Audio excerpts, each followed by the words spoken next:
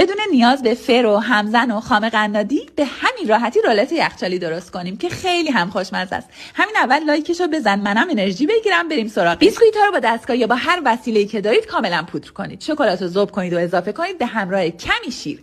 حالا باید حسابی مخلوطش کنید. شیر رو باید کم کم اضافه کنید تا به یه بافت خمیری مثل فیلم برسید. این همون خمیریه که می‌خوایم. حالا روی نایلون پهنش کنید. یه نایلون هم بذارید روش، به کمک وردنه به شکل مستطیل در بیارید. خام صبحونه و پودر نارگیلم قاطی کردم زدم روش. حالا با کمک نایلون سفت و محکم رولش میکنید. چند ساعت نایلون پیش بذارید توی یخچال و بعد به راحتی برش بزنید. من کمی با شکلات ذوب شده هم تزیینش کردم. بی نهایت راحته و فوق العاده خوشمزه. امتحان کنید و نوش جونتون.